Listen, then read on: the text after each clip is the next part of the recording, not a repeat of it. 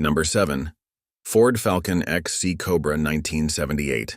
Ford discontinued the Falcon in 1970, but it continued to soar in Argentina, Australia, Canada, Chile, and Mexico. In Australia, the Falcon was produced from 1960 to 2016, coming in various forms from compact cars to utility trucks. The most iconic Australian Falcon is the Mad Max Pursuit Special, also known as the last of the V8 Interceptors, a 1973 Falcon GT with a 351 cubic inch V8 engine producing 300 horsepower. One of the best Falcons from Down Under was the special edition XC Cobra 1978. Limited to only 400 units, it featured 15-inch alloy wheels inspired by Ferrari, hood scoops, and bold racing stripes. While the first 200 units came with a 351 cubic inch V8 engine, the remaining 200 were equipped with a 302 cubic inch V8. It was certainly a much better car than anything Ford was selling in the US by the late 70s. Number 6. Ford Perana Capri Mark I 1970. Ford was trying to replicate the success of the Mustang in their European market. Instead of creating a European Mustang, which might have been the easiest route, the Blue Oval released the Capri Fastback Coupe. Based on the Ford Cortina, another European exclusive car, the Capri offered a more muscular look and was better under the hood. The best model among these was the 1970 Perana Capri Mark I. South African race team and automaker Basil Green Motors swapped the Capri's V6 engine for a Windsor V8 302 cubic inch engine, turning them into competitive race cars.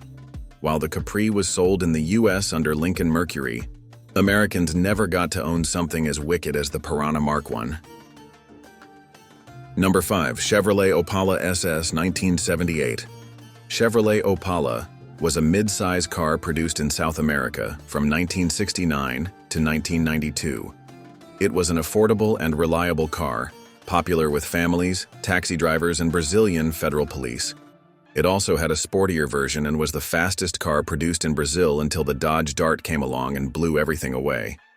Named after a type of gemstone, the Opala came with a variety of unimpressive engines, but the 230 cubic inch straight-six engine performed well, getting the car from 0 to 60 miles per hour in 11 seconds, with a top speed of 112.5 miles per hour. The 1978 Opala SS was a great throwback to classic muscle cars with its aggressive boxy design.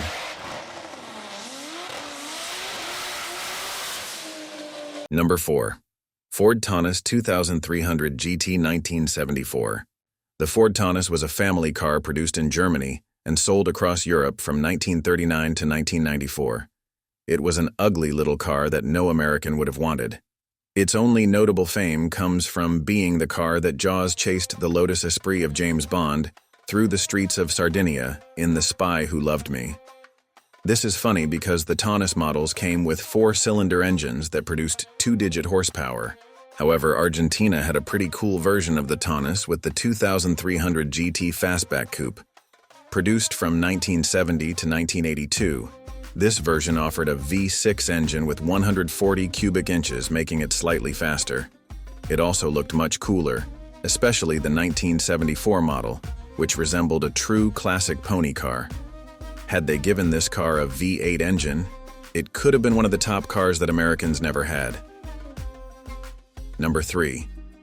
Dodge Ramcharger, 1999. The Ramcharger was Dodge's answer to the Ford Bronco and Chevy Blazer. This large SUV, which was one of the most underrated vehicles of the 70s and 80s, offered an optional 440 V8 engine, making it the first muscle SUV ever produced. Dodge discontinued it in 1993, but it found new life at the borders and in Mexico. Produced from 1999 to 2001, the third-generation Ramcharger was either a 2-door Durango or a 7-passenger Ram truck. Available with a V8 Magnum 360 cubic inch engine and a 4-speed manual transmission, the Mexican Ramcharger was quick and powerful. An interesting feature was the third-row seats, which could fold to the side so kids could sit while still leaving enough storage space. Unfortunately, the Ramcharger's fuel efficiency wasn't attractive in Mexico, and that led to its disappearance. Number 2. Chrysler Valiant Charger 1971. With a production run from 1966 to 1971, the Dodge Charger was the fastest and most powerful muscle car on the road. It would eventually fade into mediocrity, becoming a bizarre luxury car before being discontinued. While the American Charger was having its final days in 1971, it found new life in Australia under the name Chrysler Valiant Charger. Since there was no Dodge in Down Under, it appeared as Chrysler instead. It was also based on the A-body platform, unlike the B-body Chargers from the US produced from 1971 to 1978. The Chrysler Valiant Charger became one of the most popular cars in Australia, even winning the Wheels Car of the Year award in 1971. They come with everything from a 215 cubic inch six-cylinder engine to a 318 cubic inch V8 engine. While not as powerful as their American counterparts, it was more than enough to satisfy the enthusiasts here. Number 1. Dodge GTX V8. The Dodge GTX, not to be confused with the Plymouth GTX, was a separate coupe produced in Argentina from 1970 to 1979. The plan was to create a luxury version of the Dart or Valiant, but after some market research, Chrysler Fevre Argentina SA realized people wanted a fast, good-looking car, leading to the creation of the GTX. It resembled a longer satellite but was built on the A-body platform with a unique design. Initially equipped with a slant-6 engine, they soon added a 318 V8 engine option, which became the most popular version. By the late 70s, Dodge was no longer producing any muscle cars in the US, and this is what the Charger had evolved into. Meanwhile, in Argentina, muscle car fans could walk into a dealership and get behind the wheel of a beautiful, quick Dodge GTX. This was the ultimate American muscle car that never made it to the US. Which car impressed you the most? Let's discuss in the comments below. Don't forget to like, share, and subscribe. See you in the next video.